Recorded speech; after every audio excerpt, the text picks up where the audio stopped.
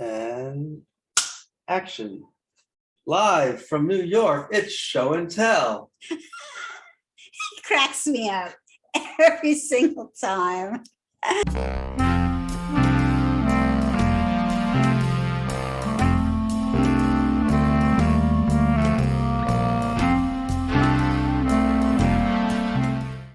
I'm Billy. This is a vintage knitting podcast. I try and put something up every week, and often I have a guest.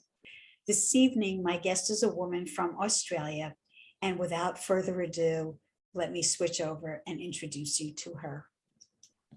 And welcome back. I am joined now by my guest. I'm going to let her introduce herself and tell us where she's from. And as always, the question I ask every guest is to please tell us something about their city that if we went there as a tourist, we might not otherwise know about. So Hannah, take it away. Okay, hi, I'm Hannah. I live in Sydney. I'm actually in Melbourne at the moment, visiting my parents. I grew up in Melbourne. Something interesting about Sydney, if you were there in the day, there's a street called King Street in a suburb, Newtown, that's not too far from the city. And I suppose you'd say it's got a bit of a like hipster vibe, but it's got like a little knitting shop at one end of the street. And then if you sort of wander your way down, there's lots of cool little gift shops and clothing shops. And there's quite a few shops selling varying degrees of like reproduction, vintage things, or sort of retro inspired things. And if you go kind of right down the other end, there's a really amazing button shop where I've bought some vintage buttons in the past that ended up on some of my creations. So that's a good little wander during the day. And if you're around at night and you want somewhere to go out for the evening, there's a really cool bar in the city called Palmer & Co., which is a sort of prohibition theme bar, and all of the waiters dress quite sort of smart with their sort of braces, suspenders and bow ties and things, and they do sort of prohibition era themed cocktails. And it's underground in an old waterworks with these amazing like brick arched ceilings and tiled walls and tiled floors, and they often have sort of 1940s themed music there, especially on Wednesday nights. And because the floor is tiled, it's not too bad for dancing on. So we do some swing dancing, 1940s style dancing there sometimes. So sounds way cool. And the little shopping street sounds just adorable. You know, in old Star Trek shows, they used to say, beam me up, Scotty. That's how I feel right now. If somebody could just beam me up, because to fly from New York to Sydney, it's so far. It is a long way. Yeah. It's a long way from everywhere. It is.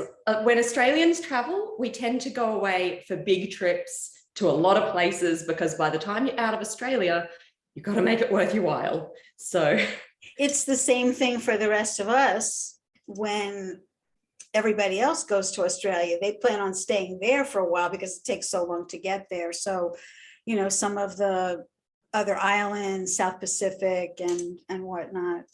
Well, it's on my bucket list, maybe someday.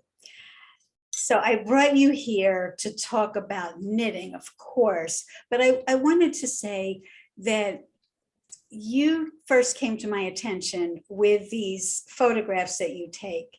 When you knit a sweater, I thought it was very, very cool. I started seeing you modeling the sweater that you knit side by side with the original model for the pattern, in the same pose as that original modern. And I thought, gee, she's clever. And you really pull it off. I mean, yours look so authentic and as if they were taken in the 1930s and 40s.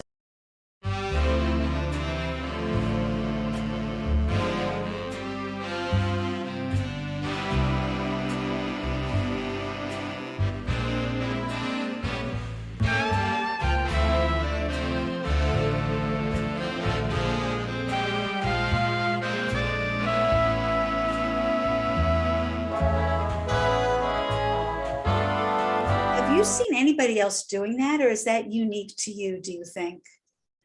I'm sure I've seen people like edit photos to make them look vintage. I don't know if I've ever seen anyone actually edit on the kind of the, because I also add on the name of the, you know, the wool brand or the knitting pattern brand or something, and some of that text that would go around a knitting pattern image so that it looks like it is the actual knitting pattern and I'm just the model that they happen to use. And I don't think I'd seen anyone else do that.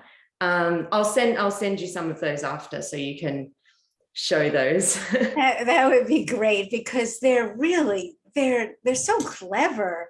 And I thought, oh, wow, you know, if only I had the 1940s hairstyle or the physique, you know, I could probably knit the sweaters, but I can't ever get that pose, try as I might. So hats off to you. I think it's just adorable, adorable, adorable. So tell us about what you're wearing, because clearly these are two things that you have knit. Yes, yeah. So I think the cardigan I'm wearing is part of a twin set, and it's got this, can you see the hearts? Sort of Yes. Yeah, so it's part of a twin set. I've got the other part of it over here.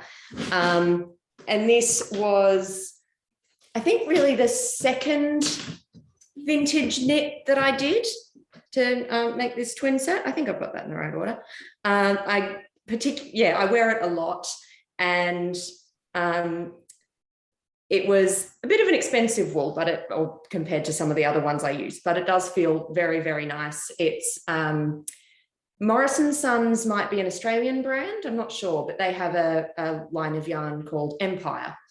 So it's their Empire 4-ply or fingering weight yarn. Mm-hmm. So yeah, and I have to say, when I did the photo of this one to try and match the picture, trying to get the pose right and the face was just so difficult. And I wasn't as happy with sort of how that one came out. And I did start to move away from actually mimicking the exact pose and the exact face. And now I kind of just like the idea of taking a picture and then doing the other editing so that it still looks like I'm the model in the vintage knitting pattern. But I just found sometimes the trying to get the pose right detracted from, I don't know, sometimes made it look a bit silly, because a pose that might look natural on someone else sometimes looks quite strange when you try to recreate it. But yeah, so that and the short-sleeved part of the twin set did come out quite a bit too big, and I still consider myself quite a beginner, and getting sizing right is one of the things I still really struggle with. So I've taken quite big, you probably can't see this, the seam allowance that I've taken in at the sides is about like, it's huge, and it's still a little bit loose. But if I tuck it into a skirt, it's not too noticeable. So that How long have you been knitting? I assume you're knitting a long time. Probably, but there's just so much I still haven't figured out. 2008 or something, 2009. Okay.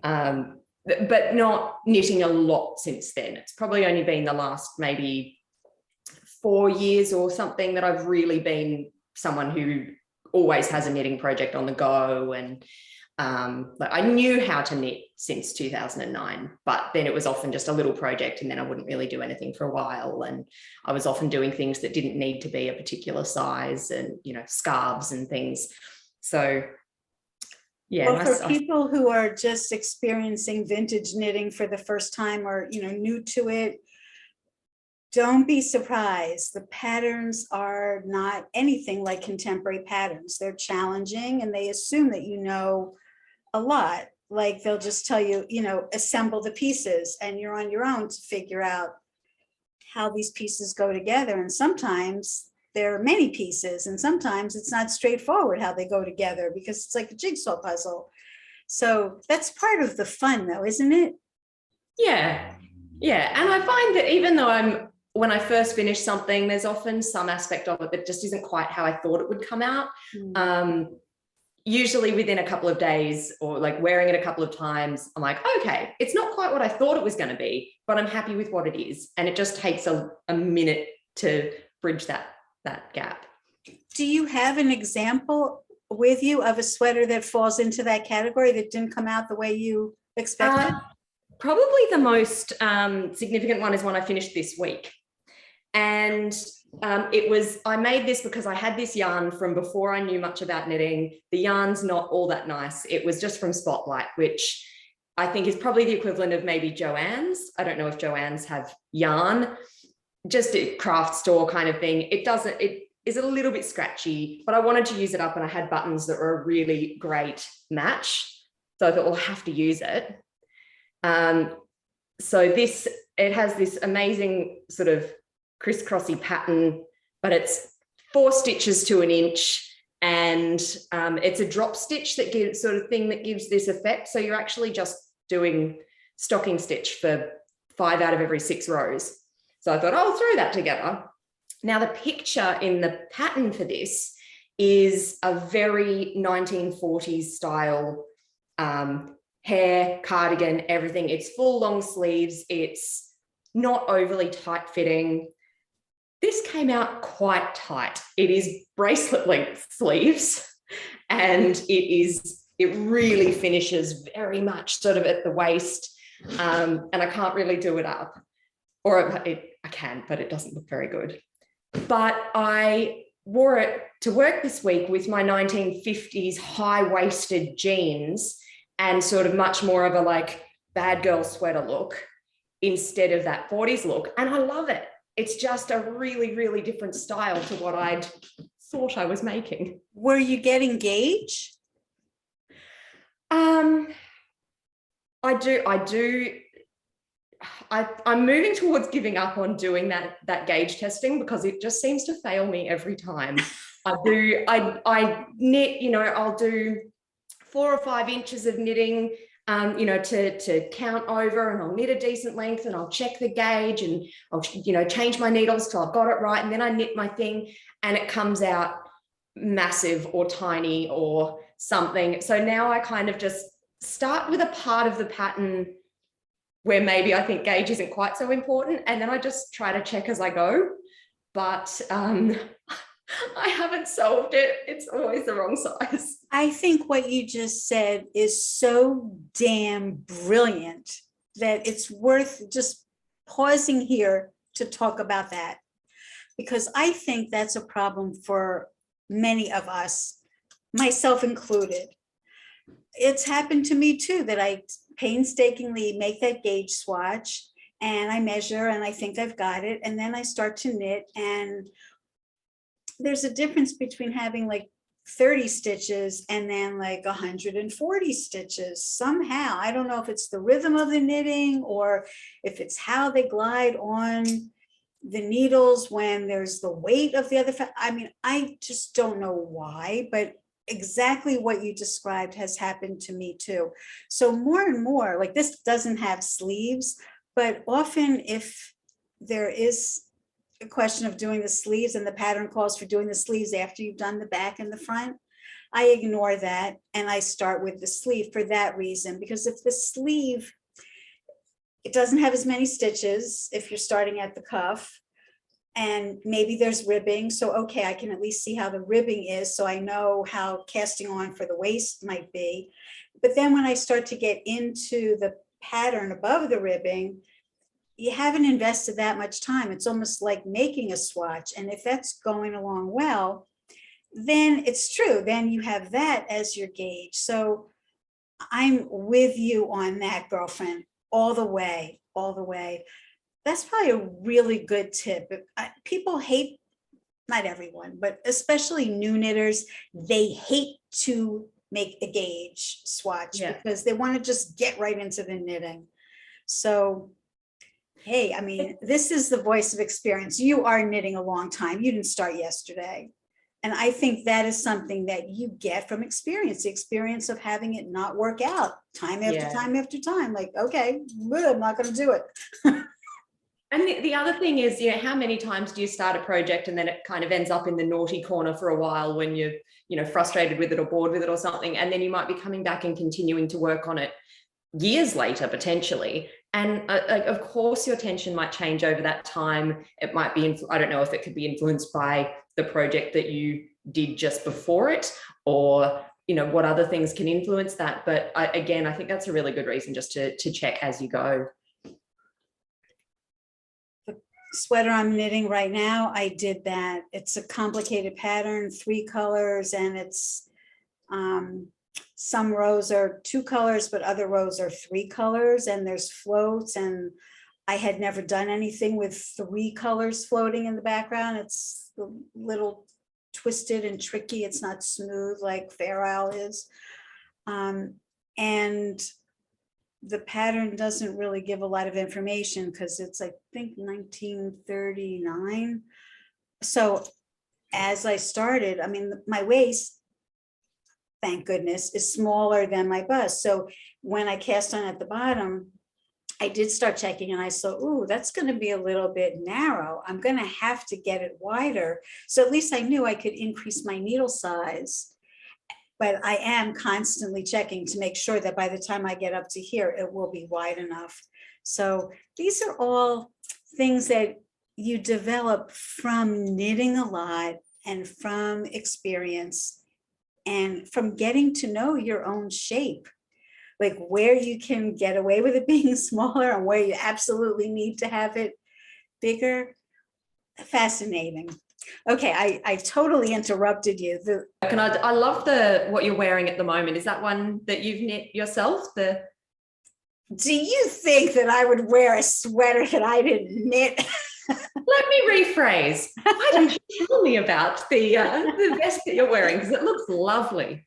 Well, thanks. I did a whole show on this. Actually, I did a whole series because I did this as a knit along with a group of other knitters, and some of us finished it. This sweater took me 4.5 months knitting every day.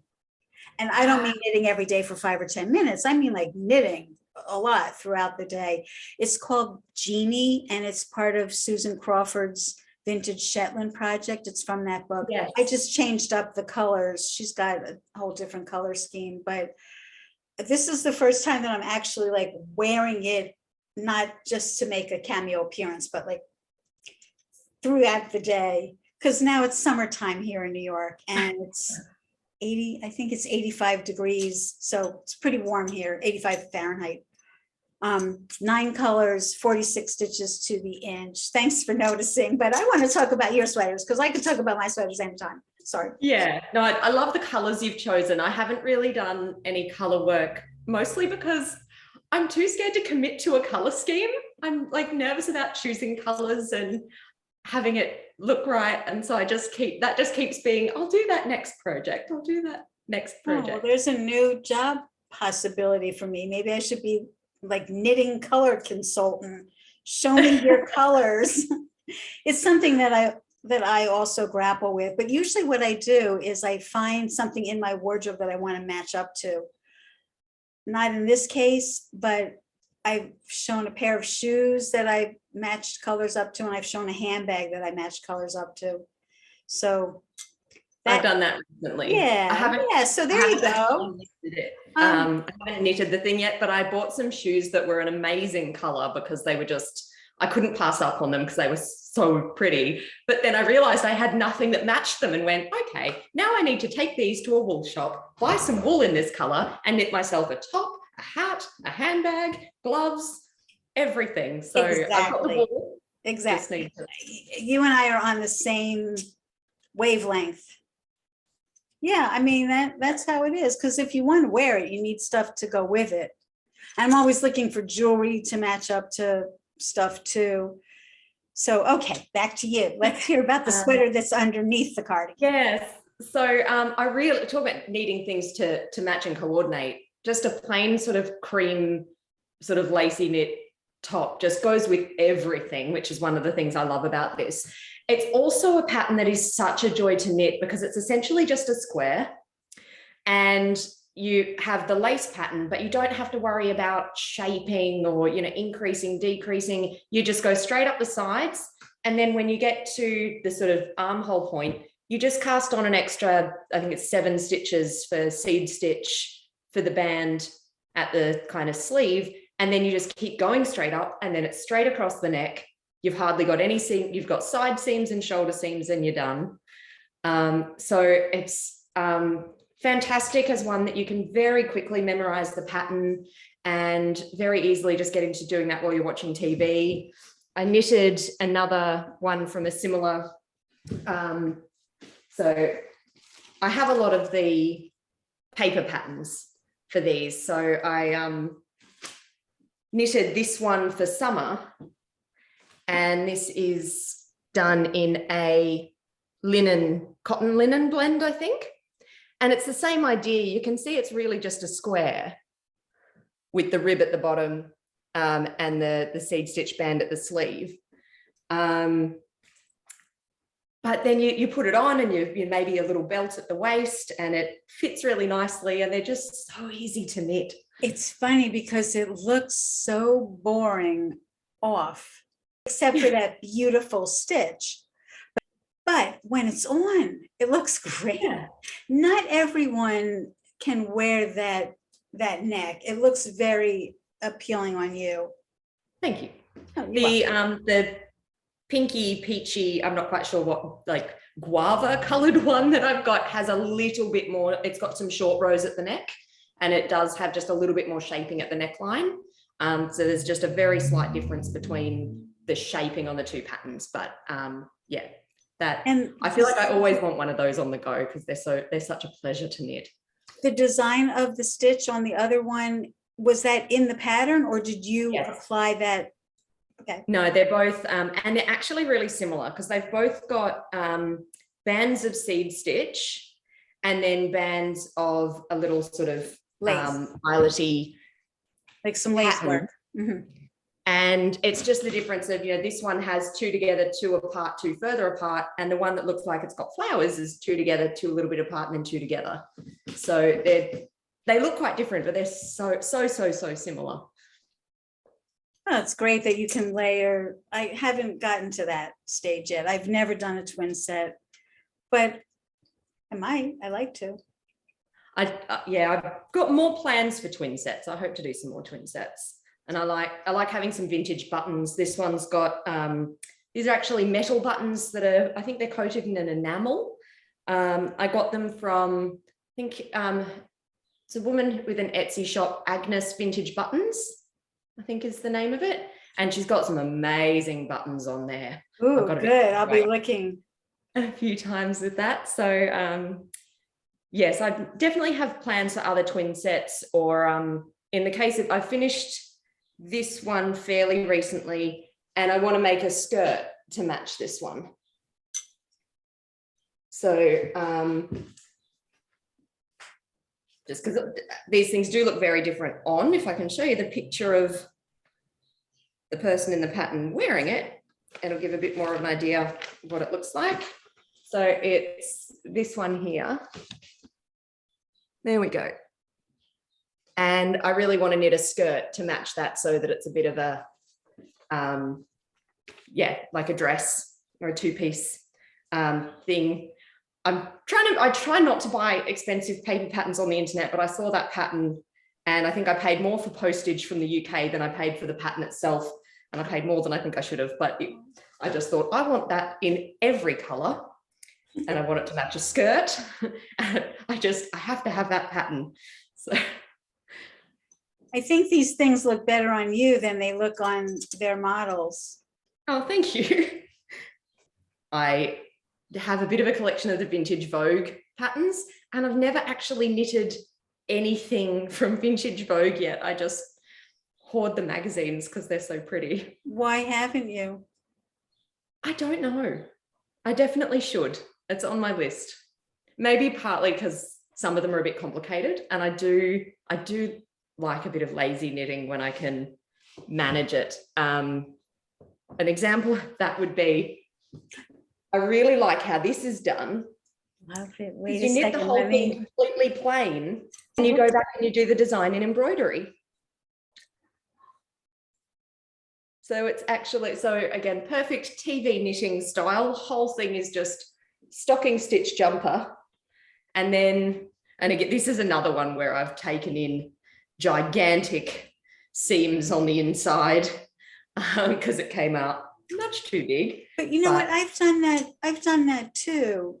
If you have to, you have to. Yeah. So, you know, I had a really, if it makes something fit well and it's going to look better when you wear it, rather than ripping it out and re-knitting it, like, I don't want to. well, I just think if I was going to do that, I'd rather just make something new and have two jumpers. But I had a really, on my Ravelry account, this one is called Kindness of Strangers. And the reason for that is that this was one of the sort of early vintage things that I knitted in terms of I hadn't been knitting vintage for very long. And the yarn estimate, I went by weight. It said that it would need 170 grams of yarn. I had 300 grams of the yarn I needed.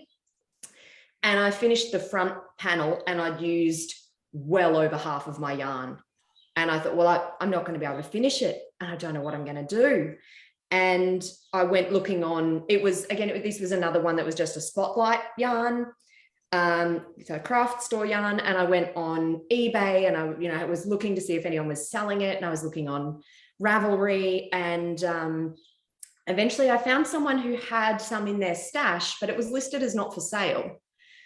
And I thought, oh, I know there are a lot of awful people on the internet and I don't want her to feel pressured or to think that I'm one of them, but I sent her a message through Ravelry saying, I can see this is listed as not for sale. So I totally understand if you don't want to get rid of it. But if there's any chance, I'm halfway through this project and this is what's happening. And, if you are willing to part with it, I'll pay you twice what it cost in the shop. I'll send you an envelope with my address and everything to make it as easy as possible. Just, is there any chance you'd consider? And she got back to me immediately and said, that's my daughter's name is Hannah.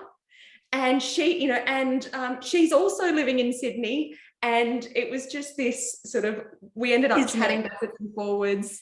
It was during some of the COVID lockdowns and we were chatting about that. And she posted me the yarn within a couple of days. And it turned out to be the same dye lot. Wow.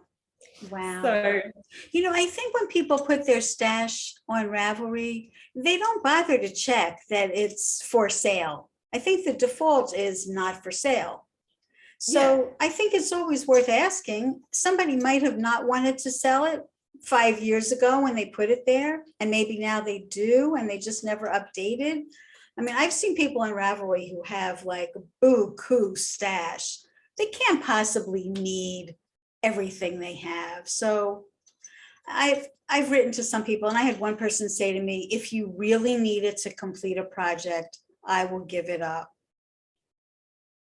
Yeah, it's So and some people are might nice. just not be, you might be thinking, well, I don't want to put everything as for sale because I can't be bothered going to the post office every week when someone wants to buy something and responding to all the messages. But if someone actually reaches out and you've got this in your stash with no plans for it, then that might be a bit of a different situation. So I think so. I think it's worth asking. They can always say no.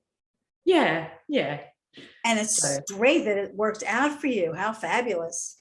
Yeah, I was very, very happy with how that worked. Same dye line. It happened to me too. Early on in the pandemic, I was knitting something for my son with yarn that a friend had given me that she bought in Thailand. And I think I had 2 balls of it, which was going to be enough. It was sock weight yarn and there was a lot of yardage. But I wanted to make additional pieces for him, for my son. So I found the yarn online in Germany, the same exact dye lot. So I ordered like a lot of it so that I'd be sure and have more than enough, because I thought the chance of ever finding it again, the same exact dye lot, and it wasn't a solid color yarn, it was like multicolors. And I thought, oh, that could really be a train wreck if it's a different dye lot, because each one of the colors could be different. So the chances of that happening, I just think are so slim. How lucky for you. Great. Yeah. That was a very, very happy outcome. I did end up going down a bit of a rabbit hole as I started to knit some of these short sleeve knits, which I think you don't necessarily see patterns for as much now, but in the 40s and the 50s, knitting short sleeved sort of t-shirts was really quite common. And as I was knitting these and putting so many hours into making them, I just thought, I don't want to have to wash these every time I wear them. And if I'm wearing them every week, I don't want to feel I need to wash it every week, because it'll just, I mean, apart from the effort and the time it would take to dry, it was also just, well, how long will this actually look nice for if I'm having to wash it that many times? So I started looking at what strategies or solutions they might have had back when these things were more common. And I'd been given a reproduction copy of a book called Make, Do and Mend. And I was flicking through that and there was a reference to dress shields.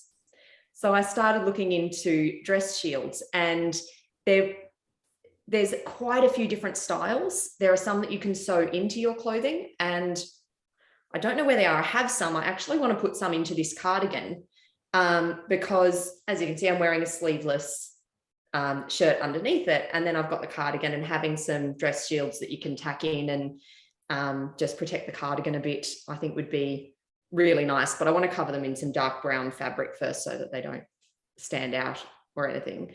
But there's also a lot of styles that you can just wear in different ways. And I found a lot of 1950s ads for them.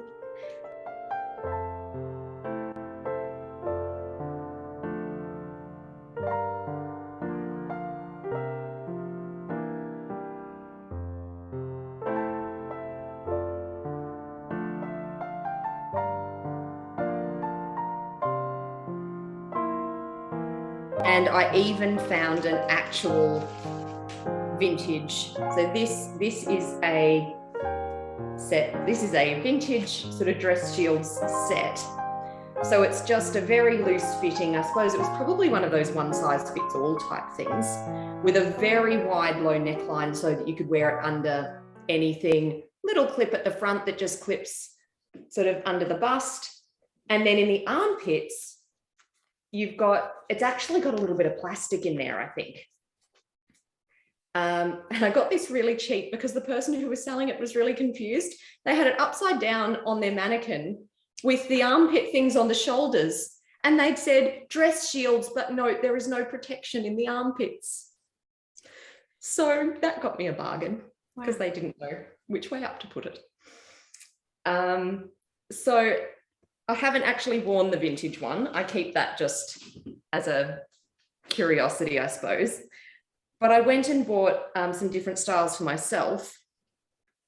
And what I've actually found works best for me, I mean, people have come across them and had no idea what they're looking at, because they can look like this. This is one set and people go, what on earth am I looking at? And there are all these things with just different straps and ways to hold a little cloth pad under your arms, really. So there are all sorts of different styles. I find a lot of the strappy ones shift around and move, and by the time you've worn them for a few hours, they're kind of sitting somewhere back here and they're not quite doing their job.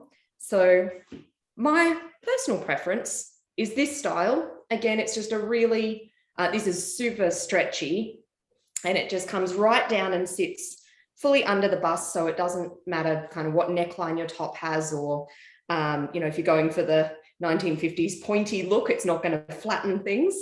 And then it's just got that bit of extra padding in the underarm. So I wear my short sleeve knits to work every week, and I'll wear one of these and I'll wear a slip, and then I feel that, you know, I've really protected the knitting, and I can wash these undergarments and not actually have to wash my knitwear too often at all. What fabric is the one that you just showed? The stretchy. It is something quite synthetic. It's got some little holes. I don't know if you can see it. It's sort of got little holes in it, so that probably makes it a little more breathable. So if I'm really trying to stretch it, and it doesn't like, there's not actually that much fabric there. It's not in contact with that much of your skin. So, you know, I wouldn't want to wear a really synthetic full singlet or anything, but I find that this isn't covering too much of me, so it doesn't make me extra sweaty or anything. I remember my mother having these underarm shields, but I vaguely remember them being sort of oval. They folded in the center, and then I thought there was a strap that went here and another strap. So I think I'm not sure if it came up. I think one came up here. Maybe it was even attached to the bra, and one was down here. That one I remember. And it seemed like those stayed in place, and it just stayed under the arm, so that it had nothing across the back or the bust. It was just specifically under the arm, like similar to one that you showed. And she had a bunch of them. Then you just wash that little thing, that, this little thing out. That's all. Yeah. So I have got some. See them. I don't see them anymore. I know. Yeah, you don't. And you can even get disposable stick-in ones, which don't seem very environmentally sound. They've been around since the 50s as well. I've seen, vintage ads for those in old magazines I've bought and things like that. And actually old knitting magazines, you'll often find ads for dress shields. Well, now I imagine people are going to start making their own. Definitely that would be an option, and you could probably make something much nicer than a lot of the ones that are for sale. So. Especially if you make it in a color that matches the garment. Like if you're going to knit something maybe out of cotton that you can just snap in and snap out. Could. Absolutely. Or you can buy the sew-in ones and just make a cover for it, would be an option as well, I suppose. So yeah, lots of options there. Well, very interesting. Any other sweaters to show us? What other things have I got here? This was the first one that I did. You were talking about the photos where I did the same, where I took the picture of me looking in the same pose as the pattern. And I thought this one came out too small, but after wearing it a few times, it really stretched out. It's got a sort of really nice little lace pattern down the front. And it's just a very comfy tweedy 8-ply. This is a Bendigo Woolen Mills yarn. And I have to say a lot of my knitting now, I gravitate towards the Bendigo Woolen Mills yarn. It's an Australian made yarn that is really affordable. In fact, it's probably as cheap, if not cheaper, than the craft store yarn I was talking about earlier, but it's so much nicer. And they'll even send out the, the old fashioned color swatch cards they'd send out. They send those out. So automatically? If you email them and sign up and say you'd like one, they'll send them to you. So then you can order online and actually have that color swatch to guide your choices, which I really like. That's so helpful. The yarn that I just recently ordered, the colors came in a little different than what I was expecting, and it doesn't exactly match the shoe. So it was like disappointing. But if I'd had a swatch of the actual yarn, yeah, wow. So Australia is quite famous for its merino, isn't it? I don't really know. I think so. I believe so. More about that. I believe there are a lot of sheep in your country. Yeah. And a lot of wool is coming out of there. I think a lot of the wool that we buy, we don't know that the origin is Australian, but I think a lot of it may be. I think they're big exporters. My husband and I were on a trip and we met this couple who were from Australia, and the man told me he was a sheep farmer, I think he said. And I was like, oh, really? Like the gears were turning, like I could get like wholesale wool. And he's like, no, his wool wasn't of the proper micron count to be used in sweaters. He was shipping it to China where it was going to be turned into, I think, carpeting, which can have a coarser, rougher kind of yarn. But, I think it is well known that Australia is a big producer of wool for us knitters. Yeah. high quality wool. I think merino. soft. Yeah. So lucky you that you're there and you have access to this great woolen mill. I'm sure they ship. I mean, I've heard of them. They must ship internationally. And I mean, the yarn is cheap enough that it'd probably, well, I suppose being in Australia, we end up getting very used to paying a lot of postage from buying things from the US or Europe or other places overseas. So we kind of get used to what postage costs might be. But I find the Bendigo Woolen Mills yarns are so affordable. If you're buying a few things, it would probably just about make the postage worth it. I will certainly look into it, and I'm going to put a link in the show notes because I think other people might want to check that out. Speaking of the show notes, can you tell us your handle on whatever your social media things are, Instagram, Ravelry, wherever? My Instagram is my_grandma's_dress. My first interest in vintage started out with, I'd just started learning swing dancing and I was going to do my first swing dancing performance and I needed something to wear. And my mum pulled out this dress that my grandma had bought for herself in 1956. And it had been her good dress for the next 10 years. And it's still in gorgeous condition. And I wore that for that dance performance. And that was my first sort of foray into vintage. And so I named my Instagram account after it. And I do share my sort of completed knitting projects on my Instagram, as well as I sew some vintage and also just I wear true vintage clothing as well. So my Instagram's a bit of a mix of all of those things. And my Ravelry is 0ohannah00. So I'm sure we can put that. I will type that out. Do you wear vintage all the time?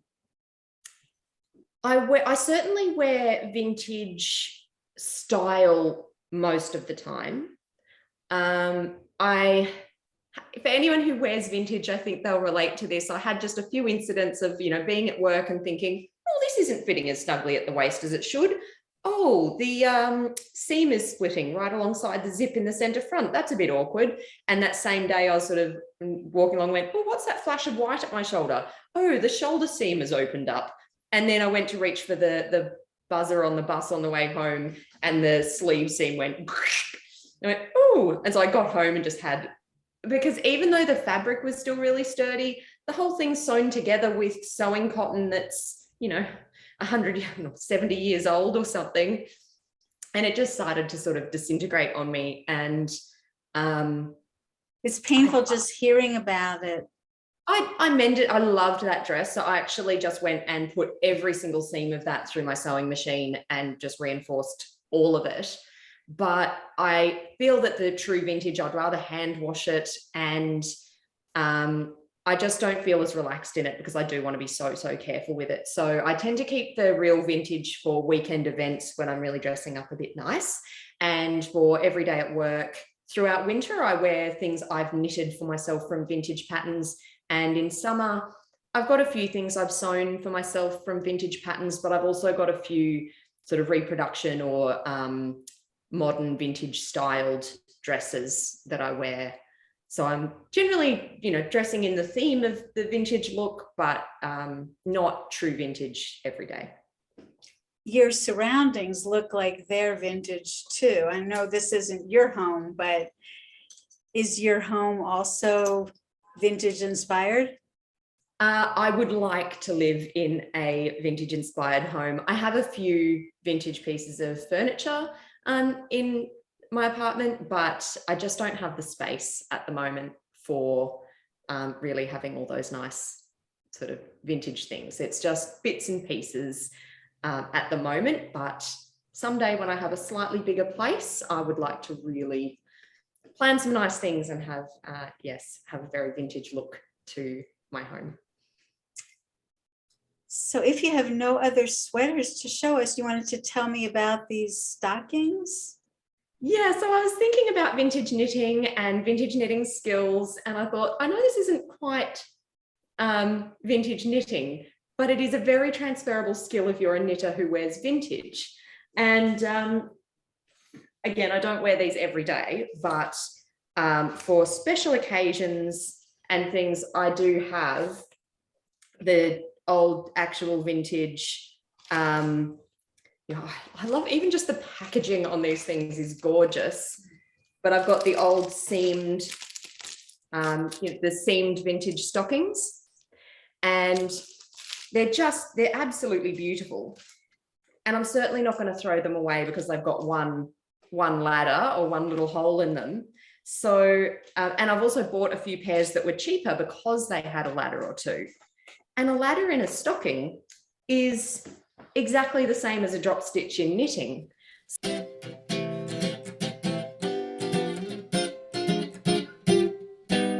As I was walking down the street,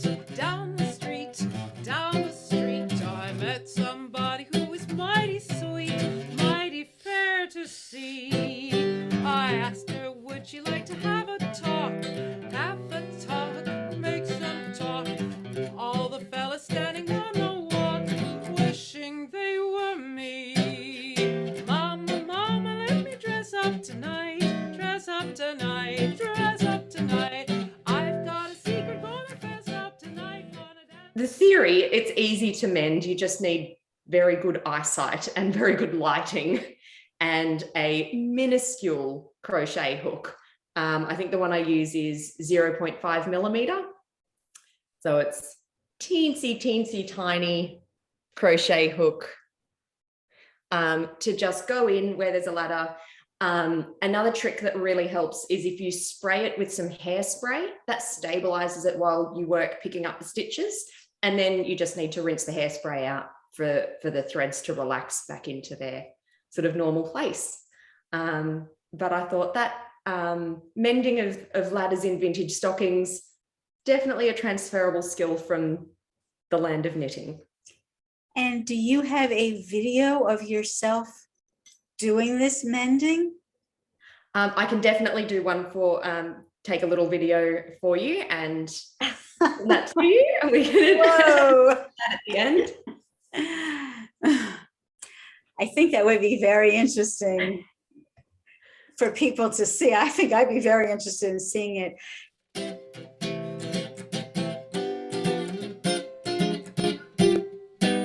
As I was walking down the street,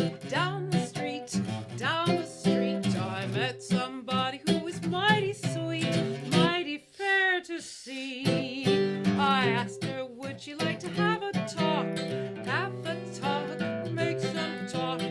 All the fellas standing on the walk, wishing they were me. Mama, mama, let me dress up tonight, dress up tonight, dress up tonight. I've got a secret, gonna fess up tonight, gonna dance by the light of the moon. Gonna dance with a dolly with a hole in her stocking while her knees keep a knocking and her toes keep a rocking. Dance with a dolly with a hole in her stocking, dance by the light of the moon. 1, 2, 3.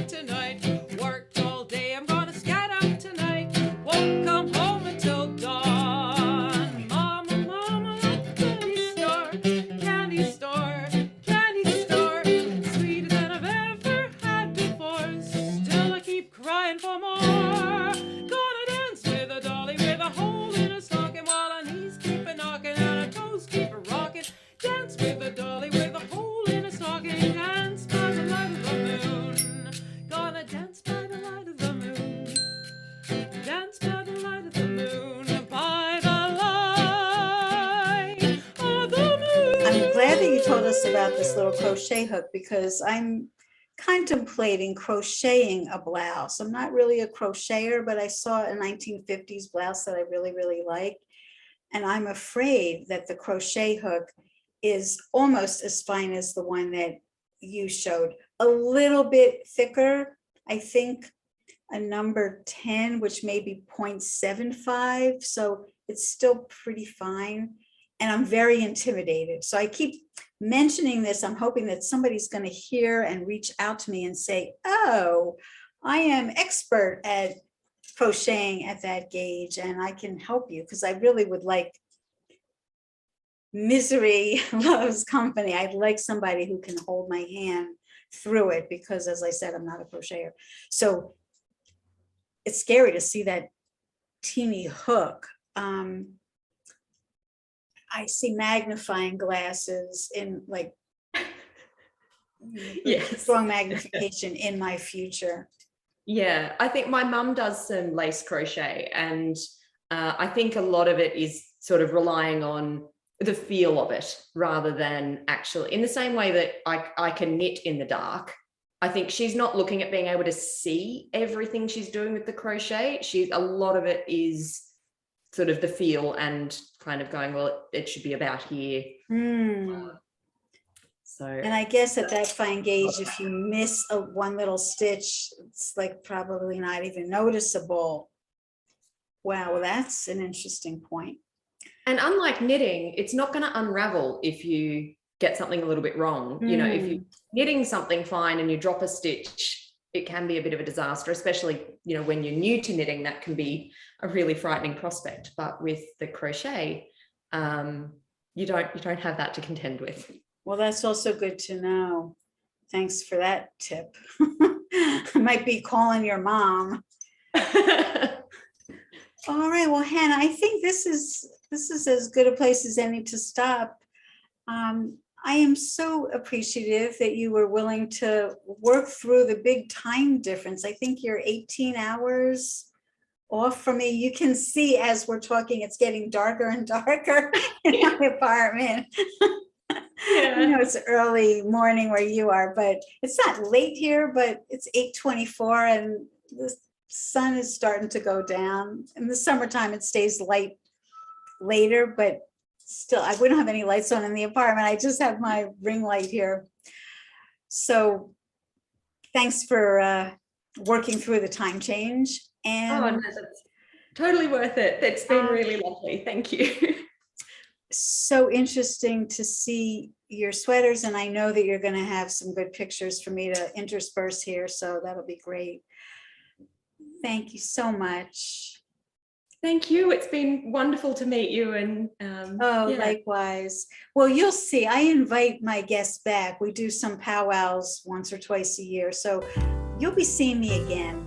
Okay, I look forward to it. Thanks, Hannah. Thank you. Take care. Bye.